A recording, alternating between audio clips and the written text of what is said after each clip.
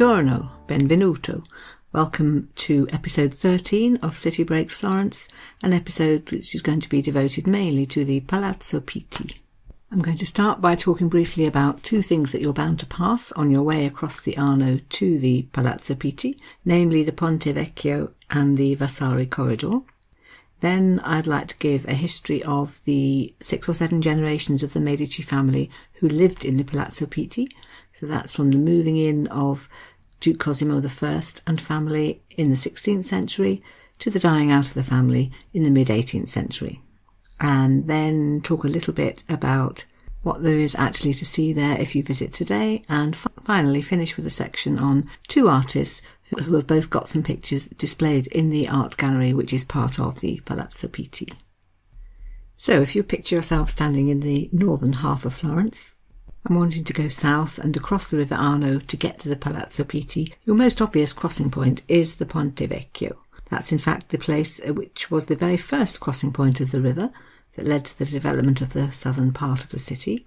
And although this isn't the first bridge that was put up there, it does date from 1345. And it's been a well-known focal point of the city ever since then. I'm sure if you go and look at some postcard stands, it won't be long before you find quite a selection of ones showing the Ponte Vecchio, often lit up at night. As well as being a crossing point, it was a commercial venture because right from when it was built, it housed various shops which were mainly used in the early days by butchers and fishmongers. So even if you weren't wanting to cross the river, you may well have gone there to do some shopping.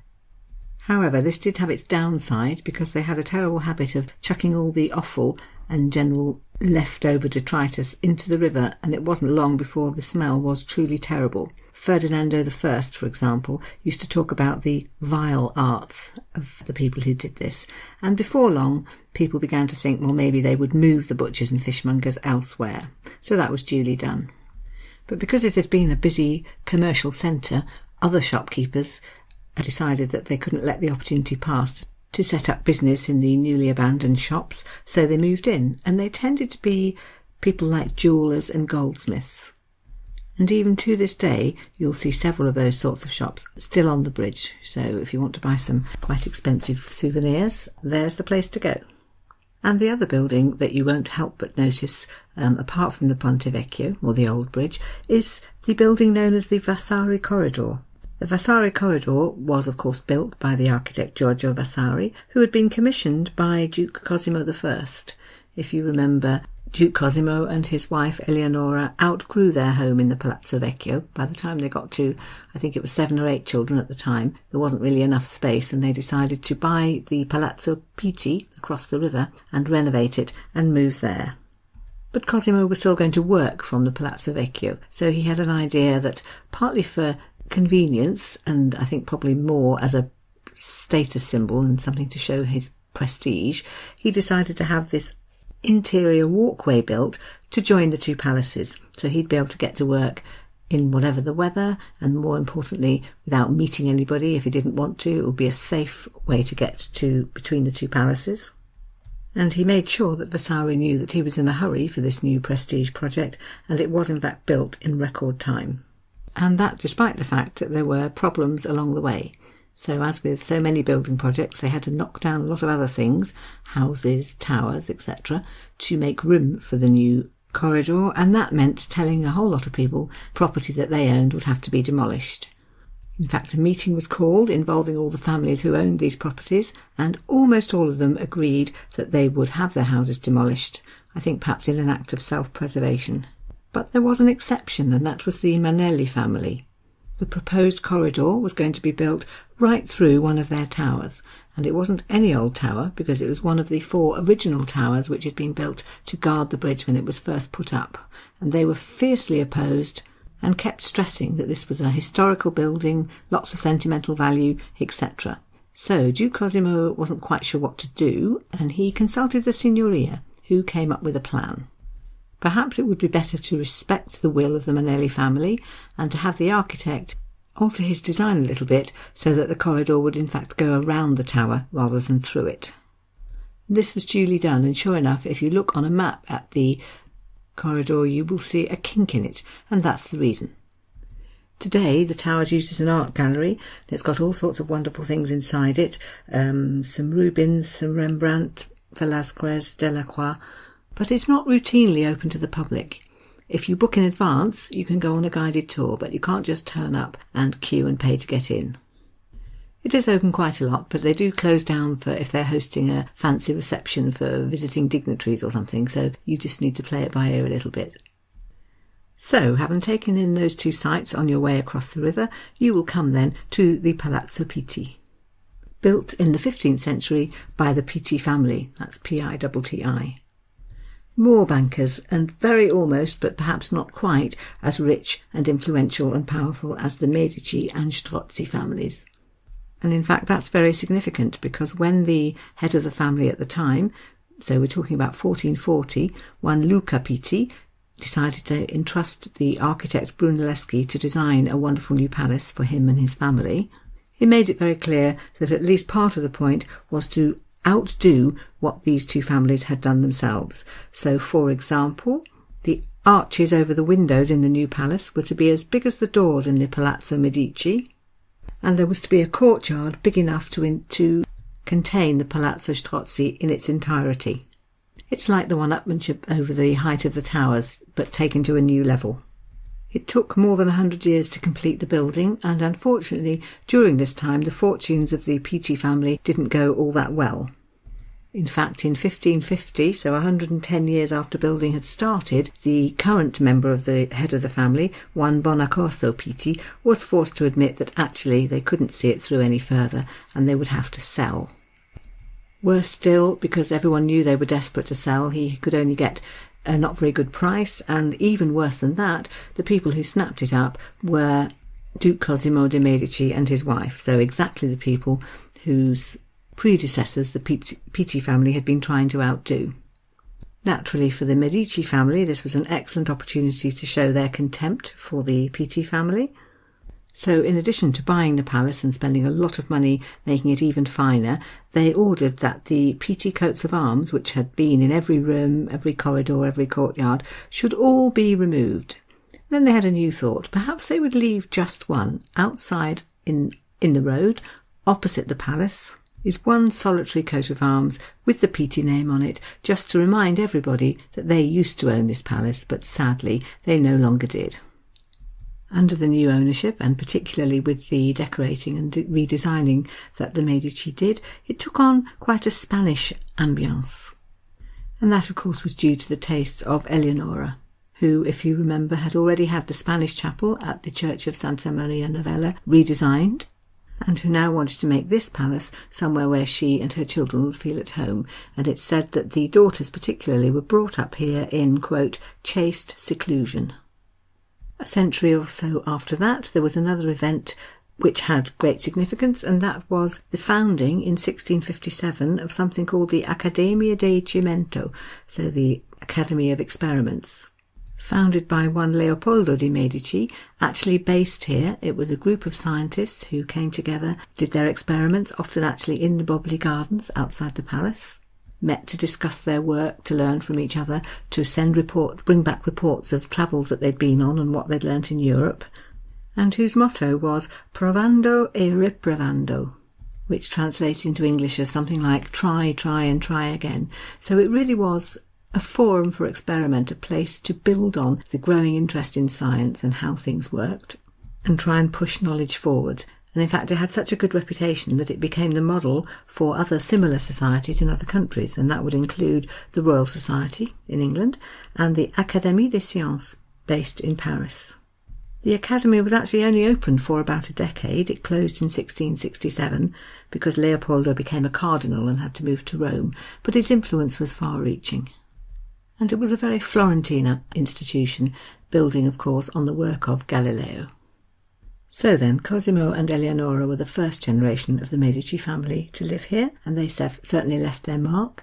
They designed the Boboli Gardens, and such was their interest in things botanical that, in fact, Cosimo founded the botanical gardens in Florence and another set in Pisa. In fact, in Pisa he also founded the university. So they left quite a positive legacy, but there was also an extremely scandalous story associated with their time there, and that involved their daughter Isabella, Poor Isabella had been married to Paolo Giordano Orsini, and it certainly wasn't a happy marriage. It was a long-distance marriage. He would disappear for long periods of time, leaving Isabella in Florence. He took mistresses, and he eventually decided that he needed to get rid of his wife in order to further his ambitions to marry somebody else. Isabella seems to have been aware of this. She was in fact making plans to leave Florence and go and live in France, where her relative Catherine de' Medici was married to Henry II. I think she thought she'd be safer if she lived at the court there. But as she was making her preparations, her husband came on one of his unexpected visits. He was planning to stay for a few days, but on the very first evening that he was there, it's said that he went up to her bedroom to say goodnight to her and leant over to kiss her, and while he was doing that, without her knowing, he slipped a noose around her neck. And it was all quite premeditated, because the other end of the noose was the rope that went through the ceiling to the floor below, where he had positioned some of his henchmen, who then pulled on the rope violently and strangled her. Although Paolo went on to marry someone else exactly as he'd planned, you'll be pleased to know it didn't work out that well for him. The Pope had been against the second marriage, and doing something against the Pope's wishes led to them having to live most of the rest of their lives under the radar, not respected or liked by anybody. So that's good, isn't it? Duke Cosimo was eventually succeeded by his son, who ruled as Francesco I. Although in fact governing wasn't really his thing, he liked to delegate most of that to his ministers and to dedicate himself to study. He was very interested in alchemy and astronomy and geography. Although he was also a great art collector, and much of his collection became some of the founding works that were used to set up the Uffizi Gallery. It's thought that Francesco was very happily married to his wife Bianca, but in fact, sadly, they never had any children, so he was succeeded by his brother, who became Ferdinando I. That was an intriguing and possibly never fully explained handover, because what actually happened was that Francesco and his wife Bianca were both poisoned and died 11 hours apart. All of this while brother Ferdinando was staying with them. So, ... jury and conclusions from that. He became one of the more colourful dukes. He was known, in fact, as the spendthrift cardinal, and his high spending was particularly in evidence over his own wedding. He married Christine of Lorraine. She was welcomed to Florence in a most lavish set of celebrations before, during and after the wedding, which in their entirety lasted a complete month. One spectacle, described in one of the guidebooks I read as unequalled in the history of Florentine celebrations, which is frankly saying something, involved flooding the courtyard of the Palazzo Pitti so that they could reenact naval battles there with a whole fleet of miniature galleys. And although he was very happy to throw money around in this lavish fashion, it's amusing to me at least that Ferdinando chose for himself the motto Maestati Tantum, which translates as something like only with regal dignity. In many ways he was a success for Florence, because his high spending wasn't just limited to himself, but he was also into very lavish projects which often worked out quite well. It's said that he managed to reinvigorate the economic situation in the whole city by his project to renovate the port of Livorno and make it very open and welcoming to foreigners. He was happy to guarantee asylum to all kinds of persecuted groups, such as the Huguenots from France, or English Catholics, or European Jews, and many of these groups flocked to Florence, where they began to set up businesses and reinvigorated the commercial end of the city. And so that was said to have done a lot of good for the inhabitants of Florence. He was also had quite a lot of success with his foreign policy. And he was also a great patron of the arts, not afraid to spend a lot of money on great spectacles that kept artists and actors and musicians busy and in well-paid employment for months at a time.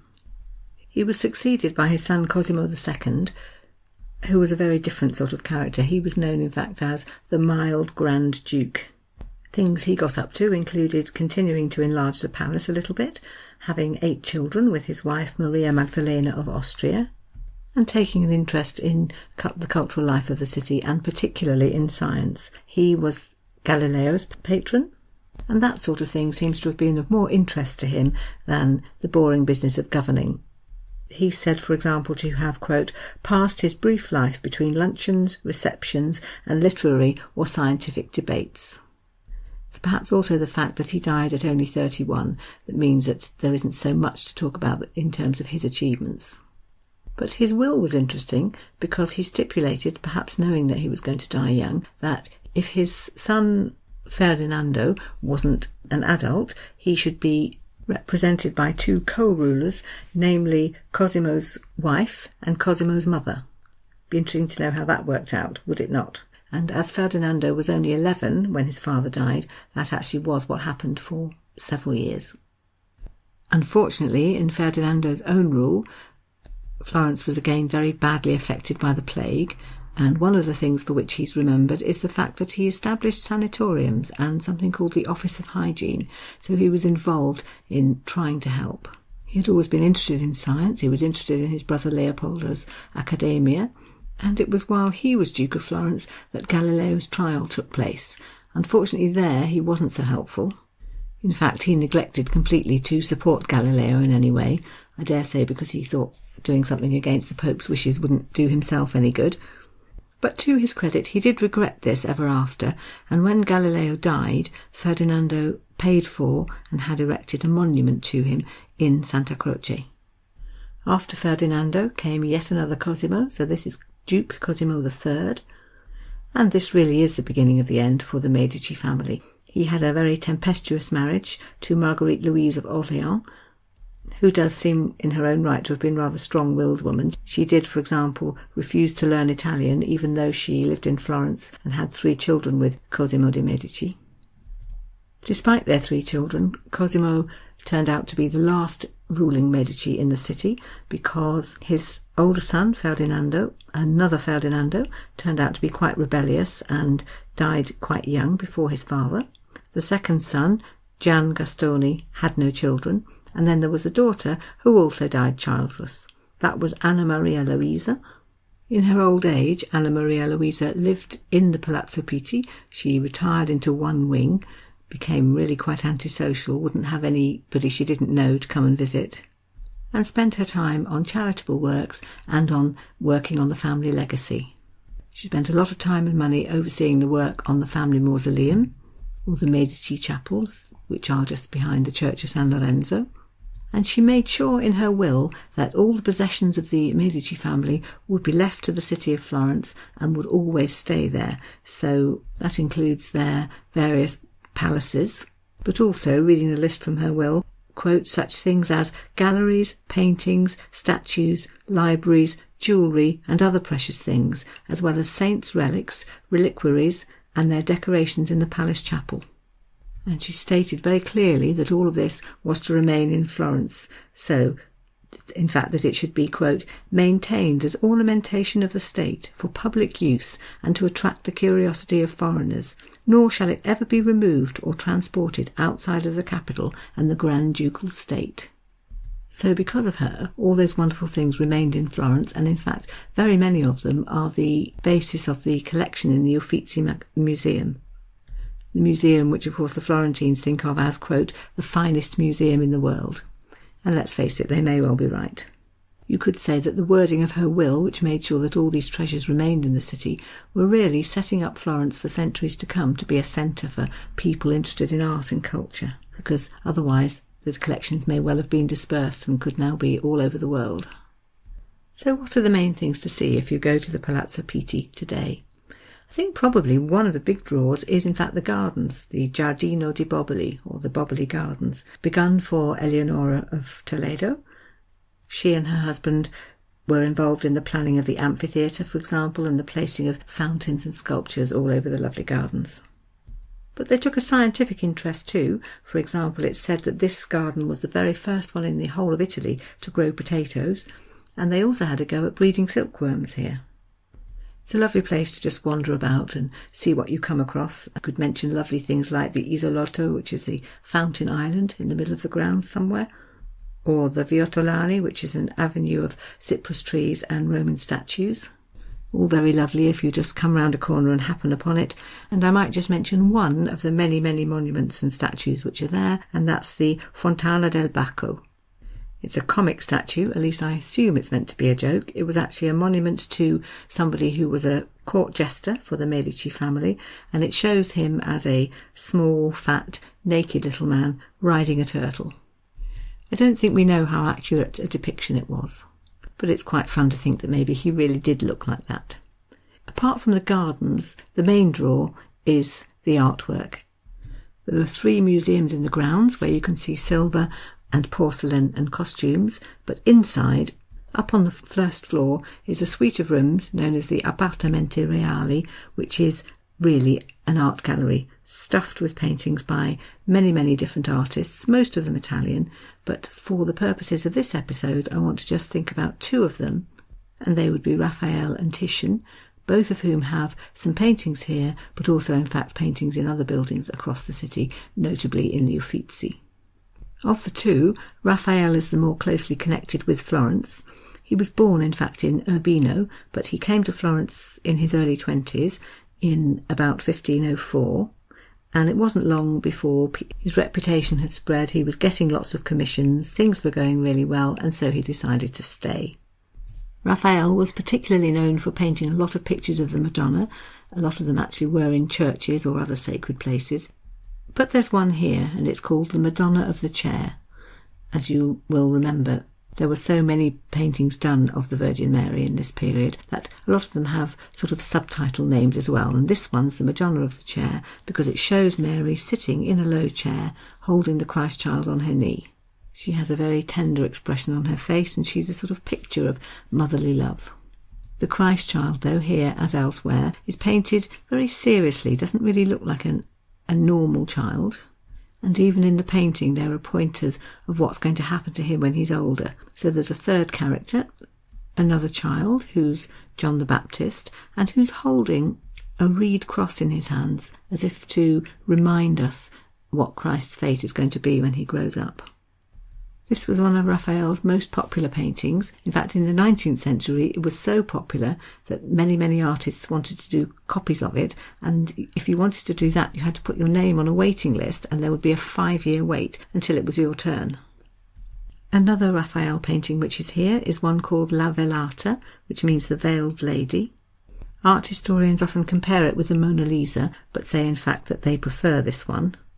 The Donna Velata is a true beauty, dressed in a lovely dress lined with gold, with voluminous sleeves, and she's got a captivating look that really holds your attention. And the talk at the time was, who could this painting possibly be of? And there were various theories aired. So Vasari, for example, thought that it was Raphael's lover, Margherita Luti. We know that he lived with her but never married her, and we also know that when he died at 37, in his will, he made provision for her. So that's one possibility. Other people say no, they think it was the daughter of a baker in Rome, just a beautiful girl that Raphael felt he had to capture and paint, and to whom presumably he must have lent this lovely golden dress.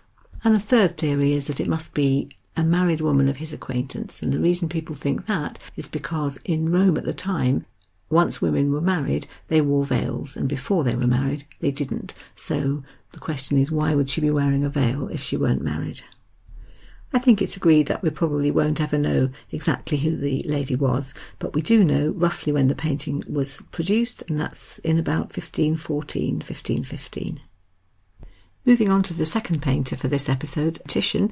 He was much more a product of Venice than Florence, but just because he's got some famous paintings in Florence, it seems good to just mention him briefly. He was apprenticed as a teenager to a Venetian artist called Sebastiano Zuccato, and he did many, many church paintings, but also commissions for people like King Philip of Spain and the Holy Roman Emperor Charles V.